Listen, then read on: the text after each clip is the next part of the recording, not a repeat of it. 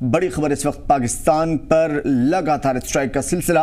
रात के उस पहर में जब पाकिस्तान सो रहा था ख्वाब गफलत में, भारत की पाकिस्तान पर स्ट्राइक और ख़ास तौर पे पाक के खिलाफ फौज का ये ऑपरेशन सिंदूर, दहशतगर्दों के ठिकाने पर दागी गई मिसाइलें और पाक में 9 जगहों पर एयर स्ट्राइक ने बहावलपुर, कोटली और दीगर मुजफ्फराबाद और मुदरिके में पाकिस्तान की हकीकत की पोल खोलती हुई ये तस्वीरें जो नजर आ रही हैं साफ तौर पे।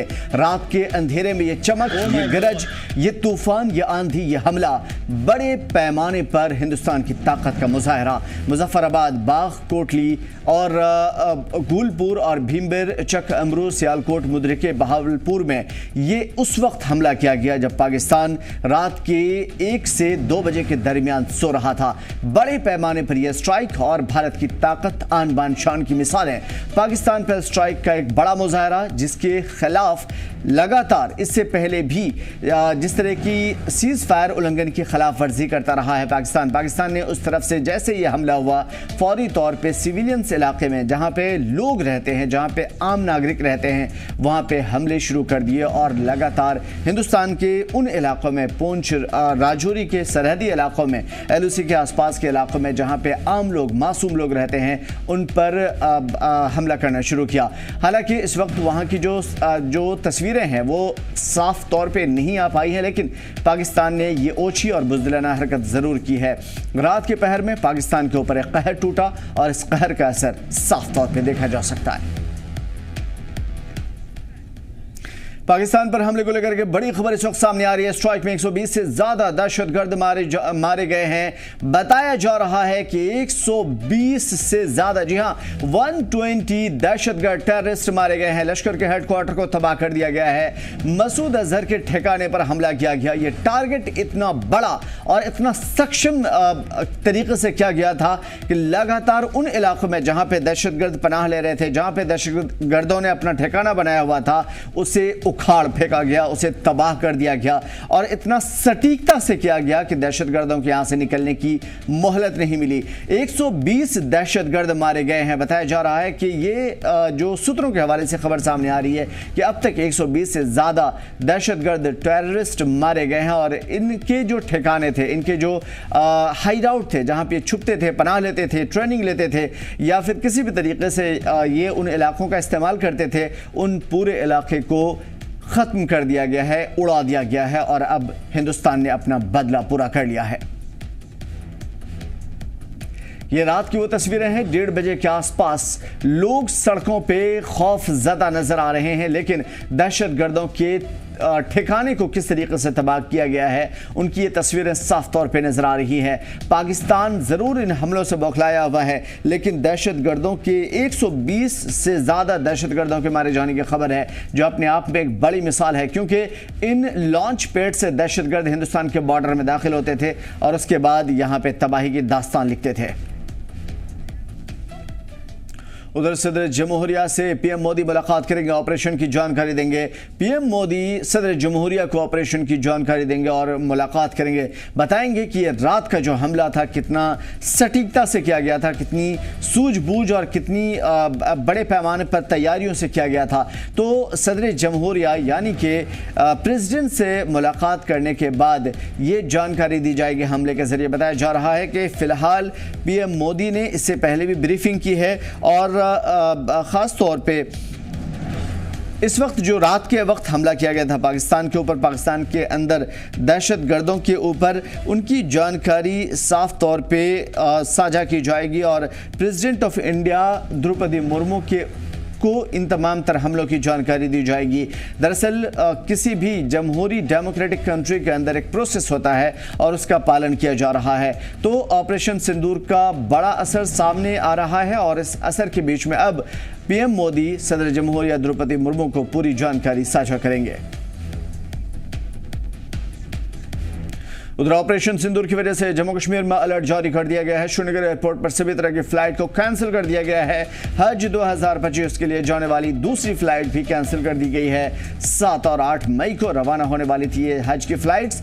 हज फ्लाइट कैंसिल होने की वजह से आज़मीन हज को थोड़ी परेशानी हो सकती है। 2 फ्लाइट रद्द होने से 320 आज़मीन का सफ़र ख़तरे में पड़ रहा है, क्योंकि इस वक्त श्रीनगर एयरपोर्ट पे, जो कि इंटरनेशनल एयरपोर्ट है, यहाँ से पहला काफ़िला रवाना हुआ था। 178 आज़मीन यहाँ से पहले काफ़िले में रवाना हुए थे और ग्राउंड ज़ीरो से हमने दिखाने की कोशिश की थी कि किस तरीके से आज़मीन हज यहाँ से रवाना हो रहे हैं। लेकिन अब जो दूसरी फ़्लाइट थी, जो कि 7 और 8 को जानी थी, जिसके अंदर बड़ी तादाद में ख़ास तौर पे 320 आज़मीन सफ़र पे रवाना होने वाले थे, सफ़र हज पे रवाना होने वाले थे, वो अब रवाना नहीं हो पाएंगे। फ़िलहाल वक्ती तौर पे रवाना नहीं हो पाएंगे, क्योंकि पाकिस्तान किसी भी वक्त ओछी हरकत कर सकता है। डिफेंस एक्सपर्ट हमारे साथ retired group captain Paramjit Singh हमारे साथ, अहलुवालिया हमारे साथ जुड़े हुए हैं। ख़ास तौर पे कर्नल SS पठानिया साहब भी हमारे साथ जुड़े हुए हैं। पठानिया साहब, सीधा मैं आपकी तरफ आऊँगा। ये जो हमला किया गया है, इतनी सटीकता, क्या हम ये समझें कि जो इंतज़ार किया जा रहा था या वक्त लग रहा था या कहीं ना कहीं सवाल उठ रहे थे, क्या इन तमाम तर चीज़ों की प्लानिंग थी, जिसकी वजह से रात में हमने देखा कि इतनी सटीकता से सिविलियंस को छोड़ करके या पाकिस्तान की आर्मी के हेडक्वार्टर्स को छोड़ करके उन दहशतगर्दों के हेडक्वार्टर्स को तबाह किया गया जहां पे ये ट्रेनिंग चल रही थी? पठानिया साहब, आपने ये सवाल किया। सबसे पहले तो मैं प्राइम मिनिस्टर मोदी, उनकी कैबिनेट और इंडियन आर्म फोर्सेस को मुबारकबाद देता हूं जी कि उन्होंने ये जो प्रिसीजन स्ट्राइक की है पाकिस्तान के नो टेरर कैंप के ऊपर, ये अनप्रेसिडेंटेड है और हिस्टोरिकल है। उसके बाद अगर आप देखें कि 22 तारीख को पहलगांव में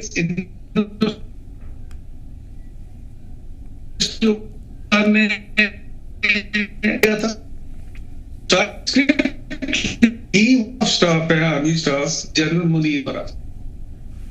उसके बाद तकरीबन 15 दिन के बाद ये after lot of consultation and the meetings, जिसमें हमारे CDS भी थे, उसके बाद तीनों फोर्सेस के कमांडर भी थे, तो एक ये डिसाइड किया गया। और उसमें आप ब्यूटी देखिए कि 7 तारीख को मॉक ड्रिल शुरू,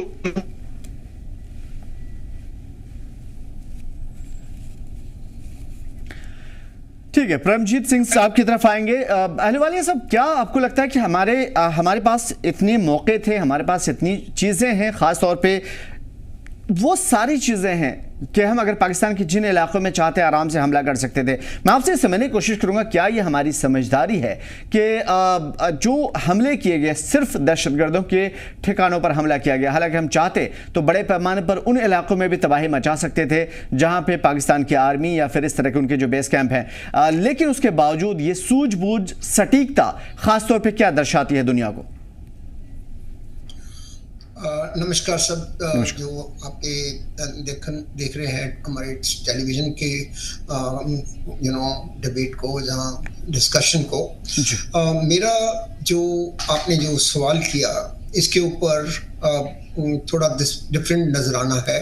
वो ऐसा है कि जो इंडिया है वो काफ़ी अभी डोमिनेट करता है वर्ल्ड पॉलिटिक्स में भी और इकोनॉमी में भी और वेरियस अदर फील्ड्स में। ओके, तो आप जो डिसीजन लेंगे उसका रिपरकशन वर्ल्ड वाइड देखा जाता है कि आप गलत डिसीजन तो नहीं ले रहे।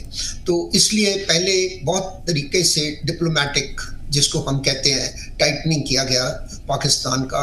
जैसे इंडस रिवर को उन्होंने पानी बंद किया। फिर जो डिप्लोमेट्स थे हिंदुस्तान के अंदर, डिफेंस अटैचेस रिमूव किए। आपको पता है कि more than 50 were there and they were reduced.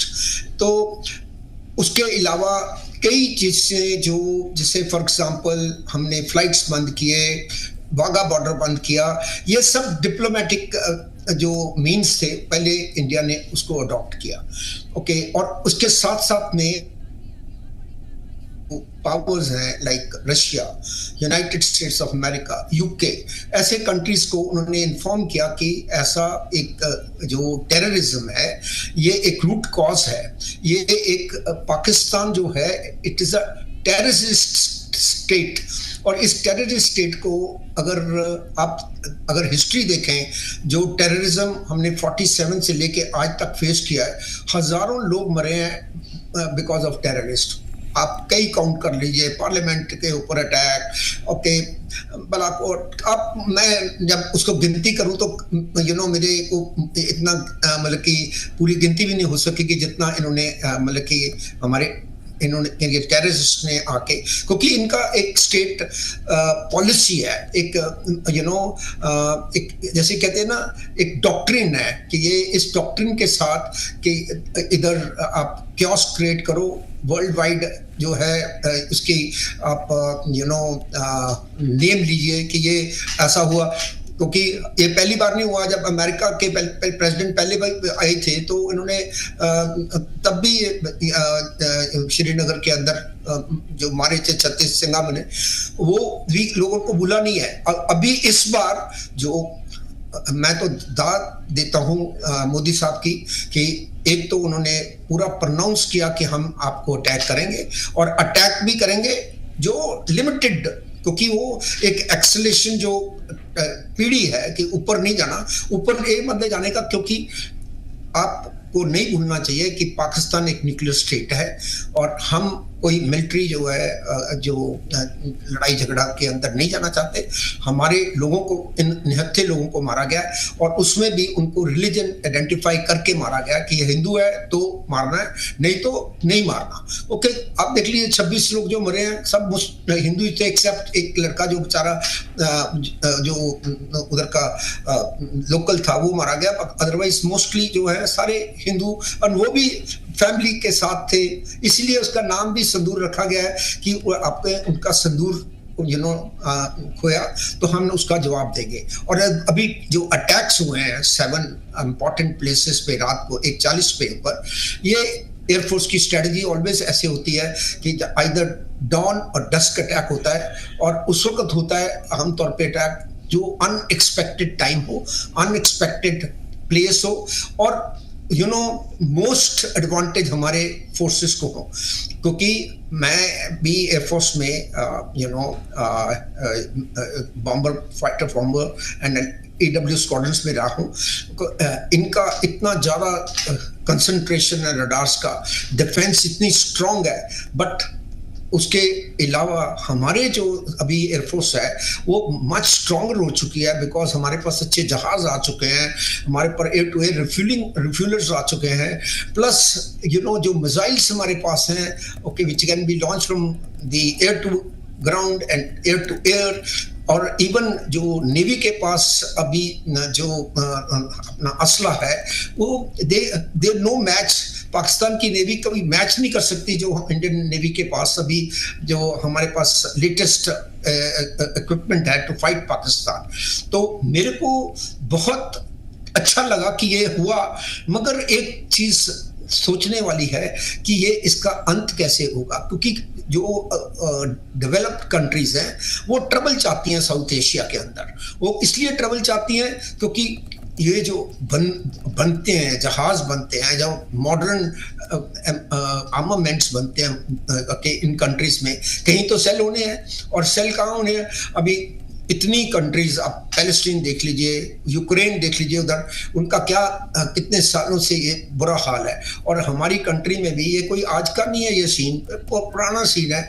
और इसको अगर हम फेयर क्रिएट कर दें माइंड के अंदर पाकिस्तान के कि जो आप करोगे उसको आपको भरना पड़ेगा, वो दिन चले गए कि आपको मतलब कि थोड़ा बहुत डिप्लोमेटिक रिलेशंस स्ट्रेन हुए, उसके बाद दोबारा वो एक यारी दोस्ती, क्रिकेट खेलते हैं, हॉकी खेलते हैं, ओके,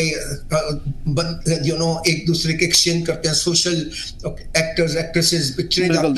ये साफ हो चुका है कि मुंह तोड़ जवाब दिया जाएगा, और उसका हमने देखा भी, इससे पहले भी जो हमले हुए थे वो भी खास तौर पे इसमें थे, लेकिन पाकिस्तान ने ज़रूर बहाना बनाया था कि भाई हमारे यहाँ हमले नहीं हुए, चंद पेड़ इन लोगों ने शहीद कर दिए, बहुत सारी इस तरह की एटसेट्रा बातें थी। खैर, इस मरतबा पाकिस्तान नकार नहीं सकता, क्योंकि ये जो हमला है उसकी सटीकता दुनिया को समझ में आ रही है। पठानिया साहब, मैं आपकी तरफ आऊँगा, उसके बाद अहलुवालिया साहब जो कह रहे थे कि उन्होंने नाम पूछ करके हमला किया, एक टारगेट रिलीजन पूछ करके हमला किया, लेकिन उसके बावजूद हमने जो हमला किया वो आम लोगों पे नहीं किया। हमने दुनिया को, हमारी फौज ने भी, हमारे प्राइम मिनिस्टर ने भी दुनिया को यह पैगाम दिया कि देखिए हमें सिविलियन से कोई मतलब नहीं था और ना ही हमने जंग शुरू की, हमने दहशतगर्दों के ठिकाने पे हमला किया। इस चीज़ के बारे में हमें ज़रूर बताइए कि ये जो समझदारी है ख़ास तौर पे एक सभ्य समाज और सभ्य कंट्री के लिए कितनी बड़ी है और दुनिया को क्या मैसेज जाता है? पठानिया साहब। देखिए, जो स्ट्रॉन्ग नेशन होता है उसके ऊपर कुछ जिम्मेवारी भी आ जाती है, और जो भी वो एक्शन इनिशिएट करता है वो नॉन एस्केलेटरी होने चाहिए नेचर में, लेकिन at the same time they have to be firm and strong. इस पर्टिकुलर केस में आप अगर देखेंगे तो ये जो स्ट्राइक हुई है इसको पाकिस्तान ने भी एक्नॉलेज किया है। उनके जो डीजी ISPR है वो कह रहे हैं कि 5 ठिकानों पे हमले हुए हैं, 4 को वो बता रहे हैं, और उसके बाद वो कवर अप करने की कोशिश कर रहे हैं कि ये जो हमला हुआ है ये इनोसेंट सिविलियन के ऊपर हुआ। That is part of that psychological warfare. Not withstanding with that, देखिए जो स्ट्रॉन्ग नेशन होते हैं उनकी ये ड्यूटी होती है कि अपनी जो सॉवरेनिटी है कंट्री की उसको, और अपने जो देशवासी हैं उनकी रक्षा करना उनकी सबसे बड़ी ड्यूटी है। वर्ल्ड रिएक्शन कैसे आता है कैसे नहीं आता उसको छोड़ दीजिए एक साइड में, उससे कोई फर्क नहीं पड़ता। अभी जब रशिया ने यूक्रेन पे हमला किया था कितनी सैंक्शन लगी थी, लेकिन वो कमिटेड है कि हमने जो अपने नेशनल इंटरेस्ट है, हमारे जो इकोनॉमिक इंटरेस्ट है, वो हमने सेफ गार्ड करने हैं। इंडिया ने भी वही किया। अभी it's more important to break the will of enemy. Destruction is a normal चीज है, लेकिन दुश्मन की जो विल को तोड़ना वो बहुत जरूरी था। और ये जो प्रॉक्सी वॉर है जिसमें इन्होंने ये टोपैक ऑपरेशन कंसीव किया था 1989 में कि 1000 years will inflict 1000 cuts on the Indians, अभी उनको तौबा करनी पड़ेगी, क्योंकि ये जो मैसेज गया ये बहुत लाउड, क्लियर और स्ट्रांग गया है। अभी ये भी खबरों में देखने को आ रहा है कि अजहर महमूद के कोई फैमिली मेंबर जो हैं 10 एक, उनकी भी डेथ हो गई है। और ये लोग क्या करते हैं कि इनका जो हेडक्वार्टर होता है के साथ भी देखा, पाकिस्तान भी यही करता है, और उसके बाद उसमें वो उसकी मस्जिद की आड़ में ये अपनी सारी टेररिज्म की कार्रवाई करते हैं। अभी पिछला अगर हम कुछ समय पलट के देखें तो बारी बारी से जो इंडियन डिक्लेयर टेररिस्ट है वो 22, 24, 25 के करीब उनको मार दिया गया है। अभी आप ये इमेजिन कीजिए कि जब इनको पाकिस्तान की जो टेररिस्ट तंजीम है जिसमें बेसिकली जैश ए मोहम्मद, लश्कर तोयबा और हिजबुल मुजाहिदीन आते हैं, जब उनको ये पता चलेगा कि हम कहीं भी सुरक्षित नहीं है in spite of assurance given by the Pakistan army, because उनको प्रोटेक्ट पाकिस्तान आर्मी करती है, तो ये बहुत ही बढ़िया मैसेज जा रहा है। और दूसरी तरफ ये जो मैसेज जा रहा है ये ना सिर्फ पाकिस्तान के लिए है, ये उन लोगों के लिए भी है जो हमारे देश में बैठे हुए हैं लेकिन गद्दार हैं। ये लोग वो लोग हैं जिसमें कुछ पॉलिटिकल पार्टीज के लोग भी हैं, कुछ दूसरे लोग हैं जो कहते थे कि हमें जी सबूत दीजिए। अभी इस केस में वो सबूत नहीं मांगेंगे क्योंकि उनके पास हिम्मत ही नहीं है सबूत मांगने की। और इंटरनेशनल कम्युनिटी को ये मैसेज जा रहा है कि टेररिज्म जो है ये पूरे दुनिया के लिए बहुत बड़ा खतरा है, इसको डिसमेंटल करना पड़ेगा पूरा इसका infrastructure, and that is the reason that majority of the country, I would say most of the country, आप 3 कंट्री को छोड़ दीजिए, चाइना को छोड़ दीजिए, टर्की को छोड़ दीजिए और अजरबैजान एक छोटी सी कंट्री, उनके अलावा कोई भी पाकिस्तान को सपोर्ट नहीं कर रहा है। अभी सवाल ये उठता है कि पाकिस्तान क्या रिटेलिएट करेगा। देखिए उसके पास 3 ऑप्शन है, या तो वो भी अपनी एक स्ट्राइक करेगा इंडिया के ऊपर, वो कहां करता है, हमारे पास तो टेररिस्ट कैंप है नहीं, या वो मिलिट्री इंस्टॉलेशन पे करता है या कहीं और करता है, that is the matter of their understanding. और दूसरा वो क्या कर सकते हैं कि LOC के ऊपर फायर असॉल्ट के अंदर बढ़ोतरी कर सके, जो और नहीं कर चुके। सर वो तो लगातार कर रहे हैं। जाहिर सी बात है कि LOC के ऊपर जिस तरीके से हम देख पा रहे हैं सिविलियंस के ऊपर या घरों के ऊपर लगातार वहां से शेयरिंग चल रही है। मैं वही बता रहा हूँ, that is already in the process. अभी तीसरा काम ये लोग क्या कर सकते हैं कि पूरे इंडिया में और खासकर जम्मू कश्मीर के अंदर इनके जो स्लीपर सेल्स एंड OGW है उनको ये एक्टिवेट करेंगे और कोई ना कोई घटना यहाँ करने की कोशिश करेंगे ताकि पाकिस्तान की जनता को थोड़ा तो सहारा दे सके कि हम भी जो है रिटेलिएट कर रहे हैं। जहां तक न्यूक्लियर की जो गीदड़ बफ्कियां ये बार बार लगातार दे रहे थे, तो उसमें आप ये देखिए कि पाकिस्तान अगर न्यूक्लियर बॉम्ब का यूज करता है तो Pakistan will cease to exist. India को भी काफी नुकसान होगा, लेकिन एक नेशन जो है terrorist nation that will cease to exist. तो अभी आपको लगता है कि पाकिस्तान की गवर्नमेंट या उनका जो जनरल मुनीर है उसके अंदर इतनी हिम्मत है कि वो न्यूक्लियर लॉन्च करे? और दूसरा, न्यूक्लियर लॉन्च करने के लिए it's not the toys play.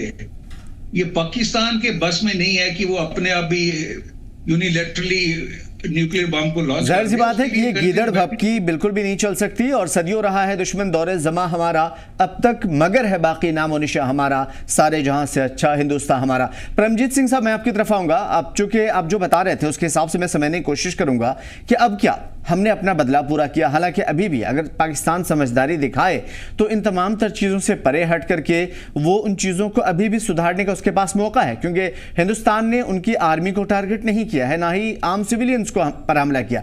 मैं आपसे समझने की कोशिश करूंगा कि नेक्स्ट इसके बाद का स्टेप क्या होगा, क्योंकि हालात ऐसे बन रहे हैं, पाकिस्तान अगर इसके बाद जवाब देता है फिर हिंदुस्तान उसका कड़ा जवाब देगा, तो ये सिलसिला कहां जाकर के खत्म होता है आपकी नजर में? जी, अगर आप ये मेरे से पूछेंगे कि ये सिलसिला कहाँ तक ख़त्म होता है, तो कि कोई भी जो मिलिट्री स्ट्रेटजिस्ट है वो आपको बोलेगा कि जब झगड़ा शुरू किया तो अभी दोनों पार्टीज कोई जो इसमें मीडिएट करके इसको रिजॉल्व करें तो हो सकता है। अगर नहीं रिजॉल्व होंगे तो ये पॉजिटिवली एक्सेलेरेट करेगा, ऊपर जाएगा। क्यों ऊपर जाएगा? क्योंकि अभी आप देखेंगे कि कहीं ना कहीं वो जरूर अटैक करेंगे, मगर कौन से टारगेट अटैक करेंगे? हमने तो कह के जो सब डिसीजंस लिए कि terrorist camps will be attacked, कोई सिविलियन नहीं अटैक होगा, कोई मिलिट्री जो है नहीं अटैक किया जाएगा, मिलिट्री इंस्टॉलेशंस नहीं अटैक किए जाएंगे। ओके, और किए भी नहीं है। अभी उनका जो है वो कौन से वाले टारगेट्स चूज करेंगे? मे बी जो फ्यूल डंप्स हैं, मेजर हैं, जहाँ कोई such I would say important but जहाँ पे हमारी थोड़ी इकोनॉमी को अफेक्ट हो, वही करेंगे। अगर मिलिट्री बेसिस को अटैक करेंगे तो मेरे को इतना मालूम है कि अभी कंपैरिजन अगर कोई बात करता है कि वो उनके पास न्यूक्लियर न्यूक्स हैं तो वो दे कैन लॉन्च, आज तक कोई भी देश न्यूक्लियर इसको अर्सेनल को नहीं यूज कर सका। Okay, America is the only country जिसने यूज किया जापान के ऊपर, बट उसके अलावा कोई एक इंसिडेंट नहीं मिलता। आप देख लीजिए कि रशिया जो है उसके सबसे ज्यादा न्यूक्लियर अर्सेनल है वर्ल्ड का, सबसे ज्यादा, मगर एक भी न्यूक्लियर मिसाइल नहीं लॉन्च हुआ यूक्रेन के ऊपर। तो इसलिए ये कन्वेंशनल रहेगी, और कन्वेंशनल में अगर ये दोबारा रिटेलिएट करते हैं तो मेरे को दिल में है, मैं ये मेरी फीलिंग्स है, मैं गलत भी हो सकता हूँ, कि ये जो इनका पाकिस्तान ऑक्युपाइड कश्मीर है ये भी इनके हाथ से जाएगा। ओके, तो कि अगर प्राइम मिनिस्टर मोदी साहब रेड फोर्ट से बोल सकते हैं कि पीओके हमारा था, हमारा रहेगा, और नहीं है तो हम लेके हटेंगे, तो इससे ज्यादा अच्छा मौका कहाँ मिल सकता है Indian politicians and the military को टू एडवांस। बट इतना इजी भी नहीं है, क्योंकि ये लैडर जो है आप ऊपर बढ़ा रहे हो, जब जो लैडर बढ़ती चली जाती है तो उसमें डिस्ट्रक्शन है कंट्री। अभी हम स्टेबलाइज हुए हैं कितने सालों के बाद इन अवर इकोनॉमी, एंड उनका तो बुरा ही हाल आपको मालूम है। आप देख सकते हो कितना डॉलर पाकिस्तान का, एक डॉलर में कितना पाकिस्तान रुपीस मिलते हैं और कितने इंडियन रुपीस, नियरली 3 टाइम्स आपका ज्यादा है वैल्यू। तो हर चीज में we are more powerful now. Okay, it's something like I won't compare, like अगर आप इंडिया को चाइना के साथ कंपैरिजन करते हो, in the same way Pakistan can be compared with India. इतना डिफरेंस है हमारे असेट्स के अंदर, in everything, in every field. तो बड़ी मैं एक देख रहा था, बड़ी प्रिसिशन वेपन्स उन्होंने यूज की हैं। ओके, मिसाइल और एयरक्राफ्ट का कॉम्बिनेशन यूज किया इंडियन एयरफोर्स ने, and apart from that navy has also participated in this, जो पहला मिसाइल अटैक गया है। तो अगर ये जैसे अच्छी कोऑर्डिनेशन के साथ तीन फोर्सेस, बिकॉज एट लास्ट कहते हैं ना कि army measure the winning by foot, तो एट लास्ट फौज ने जाके कब्जे कर रहे हैं अगर कुछ हुआ इसके आगे। मैं तो कहता हूं अगर टेररिस्ट कैंप्स अगर डिस्ट्रॉय होते हैं इनके, और इनकी इकोनॉमी इतनी ज्यादा सपोर्ट नहीं कर सकती कि अभी ये टेररिज्म को एक एम बनाकर दूसरी कंट्री में ये अनस्टेबिलिटी फैलाएं, तो चीजें बहुत इंप्रूव होने वाली हैं हर चीज के अंदर, क्योंकि पाकिस्तान ने रियलाइज किया है कि ये भी इंडियन फोर्सेस के साथ कभी विन किया ही नहीं इन्होंने वॉर। आप बता दीजिए 71 किया नहीं, 65 नहीं, 47, हर जगह पे ये लूज करते आए हैं। तो you think they will win this time if they go into aggression, full time aggression? नहीं, मेरा नहीं ख्याल। तो मेरे संभावना से कि जो लिमिटेड एम हमारा आर्म फोर्सेस का है वो more less is achieve today, but as जो आपको मालूम है हर एक कंट्री की ईगो होती है, ओके, उनके अपनी वो होता है सेल्फ रिस्पेक्ट, तो उसके लिए positively they will attack, they will retaliate, okay. चाहे वो क्या कहते हैं एक आर्टिफिशियल से लोगों को खुश करने के लिए वो करें, ओके, पर करेंगे जरूर, 100% करेंगे। और अभी सिर्फ ये देखना है कि वो कौन से टारगेट पे सिलेक्ट करके ये अपने मिसाइल्स जहाँ एयरक्राफ्ट लॉन्च करते हैं, ओके। बाकी मीडिया का आपको मालूम है कि मीडिया जो है आजकल वो ज्यादा डोमिनेट करता है। तो मैं सुन रहा था कि हमारे 5 जहाज शॉट डाउन कर दिए। ऐसे हो सकता है कि दैट कि एक रात के अंदर to get 7 target and we have lost 5 of our aircraft, which is totally untrue. ये सिर्फ मीडिया का हाइप है। आप देखोगे कि slowly and gradually media will be playing differently, and जो इंटरनेशनल मीडिया है वो और भी दूसरे ढंग से इसको शो करता है। अपना डोमेस्टिक मीडिया भी एट टाइम बड़ा डिस्टॉर्टेड पिक्चर मिलती है, आपको क्लियर पिक्चर नहीं मिलती unless you have been watching different channels at different time, and also with your अपनी बैकग्राउंड के साथ, मिलिट्री बैकग्राउंड के साथ आप उसको एनालाइज कर सकते हो कि कौन सी चीज सच है और कौन सी झूठ है। बड़ी बात यह है कि इंडिया ने जो भी हमला किया है सोच समझ के साथ, और ख़ास तौर पे उन्हीं इलाकों को, उन्हीं घरों को निशाना बनाया जहां पे दहशतगर्द रहते थे या ट्रेनिंग लेते थे। और उसके बाद हिंदुस्तान की जो सूझबूझ है इससे साफ तौर पे जाहिर है कि उसका आगे का जो प्लान है। लेकिन अब सवाल ये बनता है, जिस तरीके से अहलुवालिया साहब कह रहे थे, पठानिया साहब, कि अगर पाकिस्तान दोबारा कुछ ऐसा बुज़दिलाना हरकत करता है तो हमारी इकोनॉमी कितना सस्टेन करेगी हमें मालूम है। लेकिन फिर भी मैं चाहूँगा कि अपनी राय दें। और पाकिस्तान जो दूसरों के सामने कटोरा लिए खड़ा रहता है, उसके पास उतना कुछ है ही नहीं, तो वो कितनी देर तक सर्वाइव कर पाएंगे और इसका इम्पैक्ट आम लोगों पे क्या पड़ेगा आपकी नजर में? कैपेबिलिटी एक टर्म है कि आप कितनी देर एक वॉर सस्टेन कर सकते हैं। बिल्कुल। उसके अंदर 2 चीजें बहुत महत्वपूर्ण होती है। एक तो ये है कि what is the support of the people, जो आपके साथ खड़े होंगे। जैसे हम इंडिया में कह सकते हैं कि 100% Indians and political parties they are standing firmly with prime minister Modi. Pakistan के अंदर देखिए जो वहां पे सिचुएशन है वो है कि बलूचिस्तान लगातार पिछले 3-4 दिन में उन्होंने बहुत अटैक किए हैं पाकिस्तान आर्मी के ऊपर भी और पंजाब के लोगों के ऊपर भी। खैबर पख्तूनख्वा में तारीके तालिबान पाकिस्तान लगातार उनके ऊपर अटैक कर रही है। अफगानिस्तान के साथ उनके रिश्ते इतने बिगड़ चुके हैं कि उनके बीच में झड़पें होना शुरू हो गई हैं। ईरान इस समय न्यूट्रल रोल प्ले करने की कोशिश कर रहा है। मैं आपको एक सिंपल सी इक्वेशन बताता हूं कि जब लड़ाई के लिए हमें पैसे चाहिए तो पाकिस्तान की जो टोटल फॉरेन रिजर्व है वो है सिर्फ $15 बिलियन, जो 2022 में $6 बिलियन रह गए थे। और क्या ये 15, और दूसरी तरफ इंडिया के पास तकरीबन $700 बिलियन है। आप ये इमेजिन कीजिए कि वो $15 बिलियन के साथ कितनी देर लड़ाई कर सकता है और किस तरह की लड़ाई कर सकता है। मैं एक इक्वेशन दे रहा हूं आपको। मान लीजिए कि एक 6 फीट का जवान है और एक 3 फीट का छोटा सा इंसान है। वही इक्वेशन है इंडिया और पाकिस्तान के बीच में। 3 फुट का जो जवान है या लड़का है उसको भी अपनी लिमिटेशन पता है कि मैं क्या कर सकता हूं। उसके पीछे हो सकता है कि बीच में चाइना 6 फुट का या 5 फुट का ये जो टर्की ये बैठा हुआ है उसको सपोर्ट कर रहे हैं, लेकिन लड़ाई तो उस 3 फुट के इंसान को करनी पड़ेगी जो 6 फुट के इंसान के साथ लड़ रहा है। तो वो ये क्वेश्चन है जो आपके दर्शक समझ सकते हैं as regard military capabilities are concern. Right.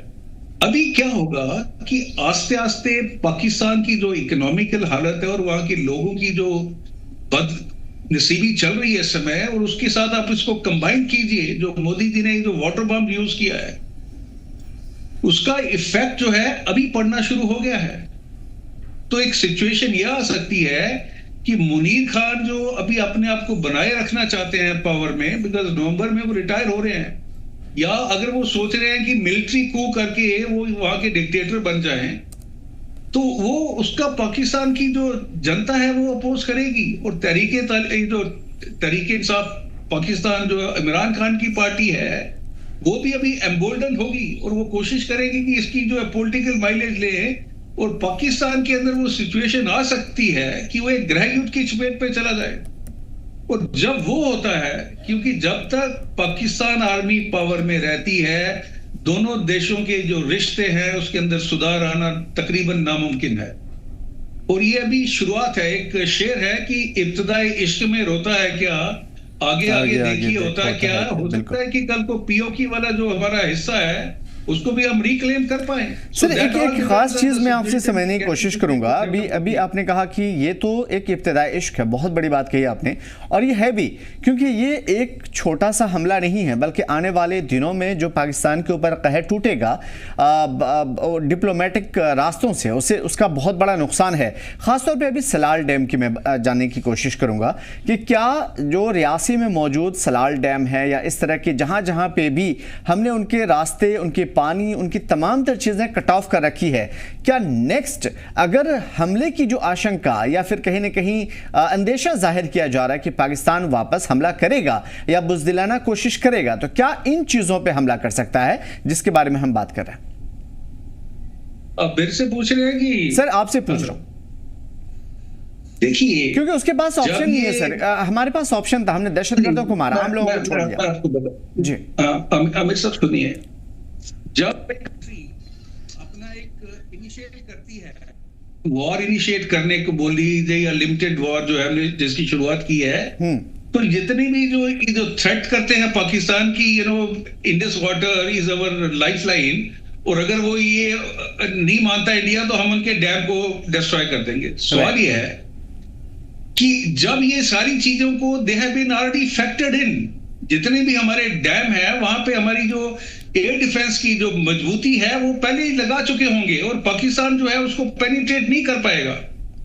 उसके बाद ये है कि हमारी कैपेबिलिटी अभी उनके अगर वाटर को ब्लॉक करने की हम बात करते हैं वो लिमिटेड है। अभी ये आस्ते आस्ते बढ़ेगी और जैसे जैसे ये बढ़ती जाएगी हमारा जो सिस्टम होगा पाकिस्तान को प्रेशराइज करने का और टेररिज्म से तौबा करने का, उसके अंदर हमें जो शक्ति जो है हमारी बढ़ जाएगी। इसके साथ अगर आप देखेंगे अभी फाइनेंशियल एक्शन टास्क फोर्स जो है वो पहले ही इनको ग्रे लिस्ट में डाल चुकी थी। राइट। बीच में यूएसए ने इंटरफेयर किया क्योंकि यूएसए भी डबल गेम खेलता है और उसके बाद उनको उन्होंने ग्रे लिस्ट से निकाल दिया। अभी $7 बिलियन इनको आईएमएफ दे रहा है। जिहाद के नाम पे मुस्लिम कंट्री इनको बहुत ज्यादा पैसा दे रहे हैं और उस पैसे को ये अपने लोगों की भलाई या विकास में यूज करने के अलावा वो उसको यूज कर रहे हैं टेररिज्म का, और इसके अंदर वो नैर्को टेररिज्म का भी यूज कर रहे हैं, ड्रग्स मनी का यूज हो रहा है।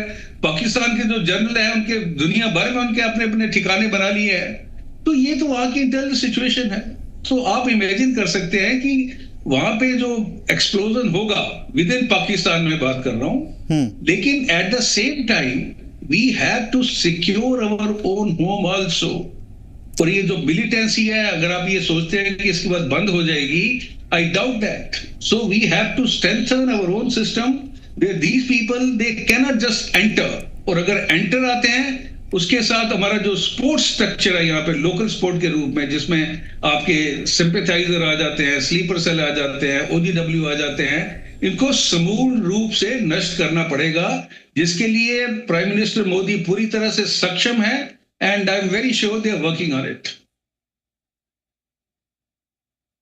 तो जाहिर सी बात है कि ये सारी चीज़ें होने की आशंका है और आने वाले दिनों में क्या कुछ होगा ये भी हम बताएंगे, पठानिया साहब से जानने की कोशिश करेंगे, साथ में अहलुवालिया साहब से भी पूछेंगे। सदर जमहूरिया से इस वक्त पीएम मोदी मिलने के लिए पहुंचे हैं। बड़ी खबर इस वक्त जो सामने आ रही है, सदर जमहूरिया द्रौपदी मुर्मू से पीएम मोदी पहुंचे हैं मिलने के लिए और ऑपरेशन की जानकारी देने के लिए।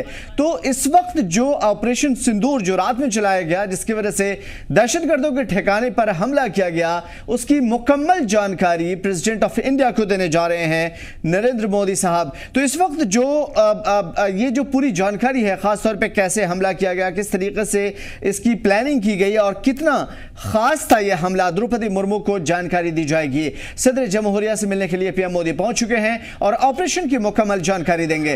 पीएम मोदी खास तौर पे इस वक्त पहुंचे हुए हैं सदर जमहूरिया द्रौपदी मुर्मू से मिलने के लिए और उसके बाद मुकम्मल जानकारी उनको देने वाले हैं। मैं पठानिया साहब, मैं आपकी तरफ आऊंगा। जिस तरीके के बीच में आप बिल्कुल, तो इस तरह की सारी चीजें जो साफ तौर पे अभी जो नजर आ रही है, जो अभी हाल फिलहाल की चीजें हैं, उसमें साफ है कि इंडिया ने बहुत ही एक प्रेसिजली इन चीज़ों को अटैक किया जिसपे किसी का नुकसान न हो। यानी कि अभी भी पाकिस्तान अपने भरम को तोड़ सकता है। सबसे पहले पाकिस्तान के अंदर घुस करके 20-25 किलोमीटर अंदर जहां पे बड़े बड़े इलाके हैं, पाकिस्तान के दहशतगर्द पनाह लिए हुए हैं, जिसे वो सेफ जोन समझते थे, उन इलाकों में जाकर के हमला किया। नंबर 1 कि पाकिस्तान को और दुनिया को यह मैसेज गया कि हम कहीं भी जाकर के हमला कर सकते हैं। दूसरी चीज़ ये कि ये जो दहशतगर्द इस चीज़ पे उम्मीद लगाए बैठे हुए थे कि उनके ऊपर कोई अटैक नहीं कर सकता, और जिस तरीके की गीदड़ भपकियां चल रही थी पाकिस्तानी आर्मी के जरिए कि उनके ऊपर कोई हमला नहीं हो सकता, उनका एयर डिफेंस बहुत स्ट्रांग है, वो सारी चीजें रात के आधे घंटे के अंदर ध्वस्त होती हुई नजर आ गई। और सबसे बड़ी बात यह है कि अगर 14 लोग ही मारे गए हैं जैसा कि कहा जा रहा है, तो अगर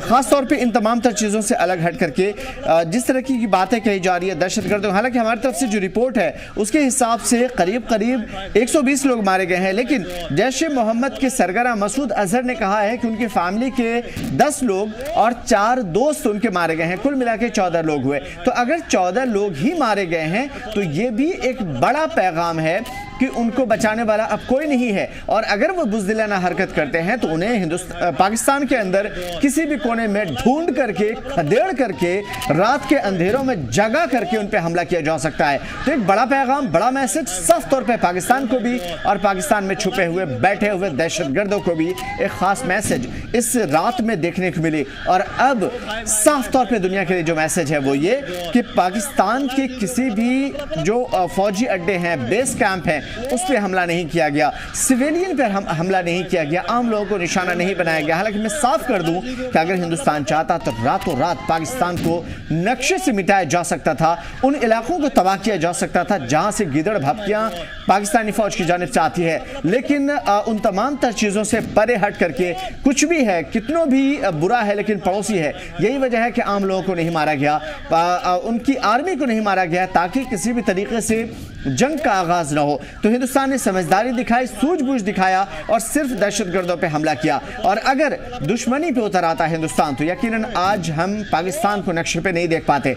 इन तमाम तर चीज़ों से परे हट करके एक दुनिया के लिए पैगाम वो ये कि हमने दहशतगर्दों के खिलाफ, दहशतगर्दी के खिलाफ, टेररिज्म के अगेंस्ट में हमने अपनी जंग के मुहाने खोल रखे हैं, ना कि आम लोगों के खिलाफ, ना कि पाकिस्तान के खिलाफ। और ये साफ तौर पे मैसेज पाकिस्तान के लिए भी है कि भाई अभी भी समझदारी का वक्त है, अभी भी सुधर जाओ, वरना तुम्हारे लिए कितना बड़ा नुकसान होगा ये तुम सोच भी नहीं सकते। और इन तमाम तर चीज़ों से परे हट करके आप देखिए, अगर आप इस चीज़ को ऐसे समझिए कि पाकिस्तान अगर अपने आप में एक अच्छा कंट्री होता, या पाकिस्तान के अंदर उन तमाम तर चीज़ों से परे हट करके लोगों के अंदर समझदारी होती, तो उसका खैबर पख्तूनख्वा का इलाका जो उनके अपने लोग हैं, इस तरीके से उनका दुश्मन नहीं होता। उनका पड़ोसी जो कि ख़ास तौर पे इससे पहले 40-50 साल के अंदर हमने देखा है कि लगातार उनका पड़ोसी बहुत अच्छे रिश्ते रहे हैं। वहाँ की हुकूमत, वहाँ की मिलिट्री इक्विपमेंट या तमाम तर चीज़ों में ISI ने मदद की है, तो अफगानिस्तान कहीं ना कहीं साथ होता। लेकिन आज अफगानिस्तान के बच्चे पाकिस्तान से नफरत करते हैं। उन तमाम तर चीज़ों से परे हट करके साफ तौर पे समझा जा सकता है कि पाकिस्तान किस हद तक गिरा हुआ है और किस हद तक सोच रहा है। परमजीत साहब, मैं आपकी तरफ आऊँगा, ख़ास तौर पे ये समझने की कोशिश करूँगा कि अब ये जो हमारी तरफ से दावे किए जा रहे हैं कि 120 दहशतगर्द मारे गए हैं, जैश के ख़ास तौर पे मसूद अजहर की फैमिली के मेम्बरान भी इसमें मारे गए हैं। मैं आपसे समझने की कोशिश करूंगा कि क्या इन लोगों से एक बड़ा ख़तरा बरकरार रहेगा या फिर इनके लिए अभी भी सुधरने का कोई मौका है जो इंडिया ने दिया है?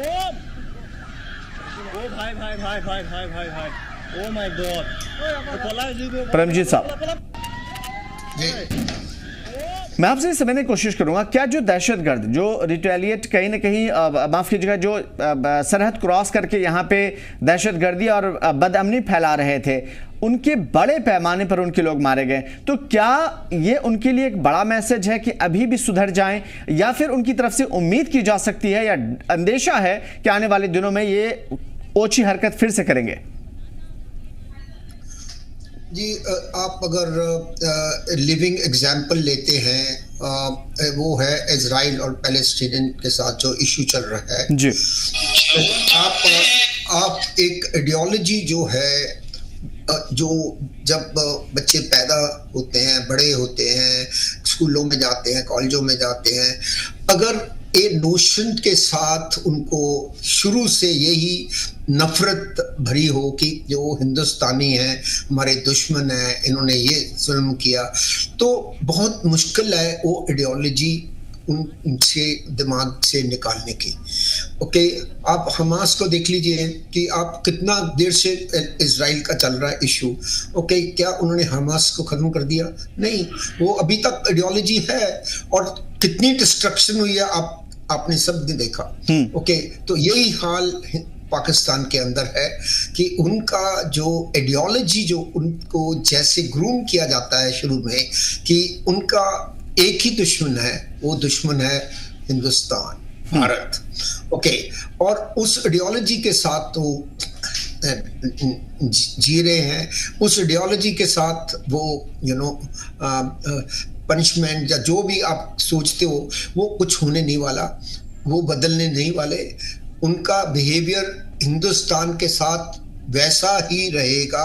और आपने उसको डिवाइड किया, उस कंट्री को, बांग्लादेश और वेस्ट पाकिस्तान, तो आप क्या समझते हैं कि अभी जो चेंजेस आए हैं बांग्लादेश के अंदर, यू कैन सी वही आइडियोलॉजी उधर अरप्ट हो रही है, वो ज़्यादा क्लोज जा रहे हैं फिर पाकिस्तान के पास। ओके, और हिंदुस्तान से यहाँ जिन्होंने इनको इंडिपेंडेंस दिलवाई, जिन्होंने इनको बिल्डअप किया, हर चीज़ के लिए बेनिफिट्स मिले हैं बांग्लादेश को, बट चेंज बिहेवियर बहुत डिफिकल्ट होता है। तो मेरे कहने का ये एग्जांपल्स देकर ये है कि अगर आप एक्सपेक्ट करते हो कि ये कुछ मिसाइल अटैक्स करके जहाँ कुछ लोगों को जिस टेररिस्ट को मारकर कि आप एरेडिकेट कर सकते हैं इस इशू को, सॉरी, ये होने नहीं वाली। ओके, ये तब हो सकती है कि जब हम डोमिनेंस करें और उस डोमिनेंस में इतना डोमिनेट हमारा इस रीजन में हो कि वो कहें कि इसके अलावा हमारा कोई ऑल्टरनेटिव नहीं है, इनके साथ दोस्ती करना ही अच्छा है। और मैं तो कहता हूँ पाकिस्तान अगर हिंदुस्तान के साथ अच्छे तल्लुकात अच्छा कर ले, बढ़ा ले, तो उनको बेनिफिट है, हर चीज में बेनिफिट है।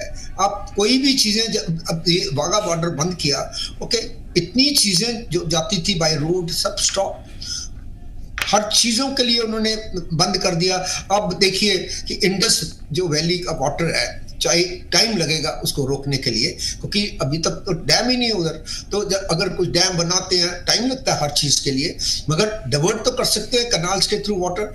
अगर जितना भी पानी उधर से डाइवर्ट होगा, कौन सा रीजन ज्यादा अफेक्ट होने वाला है? ये पाकिस्तान का पंजाब बेल्ट जो ऊपर से आता है पानी सारा, वो एग्रीकल्चरल स्टेट है सारी। ओके, वो सफर करेंगे, बुरी तरह सफर करेंगे इकोनॉमिकली। एंड और पाकिस्तान में की कोई इंडस्ट्री भी नहीं है कोई हम जिसके बोल सकते हैं भी हाँ जी यस ओके। तो ये टेररिज्म को एक ही तरीका है इसको रेडिकेट करने का कि इनकी आइडियोलॉजी जो है वो उसके ऊपर वी हैव टू कंसंट्रेट भी। ये जो आइडियोलॉजी है चेंज करें, और ये आइडियोलॉजी अगर चेंज होती है तो then people are for us. Although मैं ये भी बता दूं कि कई पाकिस्तानी अभी दे आर चेंजिंग।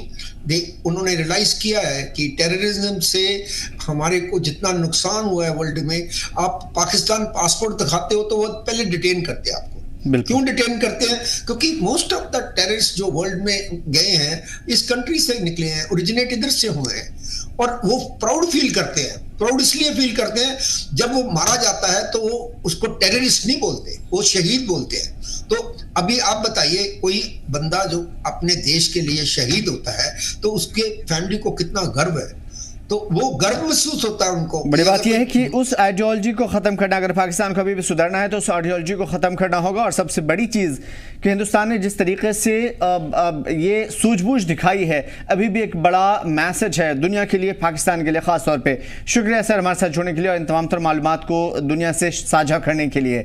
तो इन तमाम तर चीज़ों में जो चीज़ें साफ तौर पर नजर आई कि हिंदुस्तान ने जो हमला किया बड़ी ही सूझबूझ के साथ हमला किया। हम चाहते तो हम भी उसी तरीके से हमले करते जिस तरीके से उन्होंने किया, लेकिन हमने सूझबूझ दिखाई और सिर्फ दहशतगर्दों को तबाह किया है।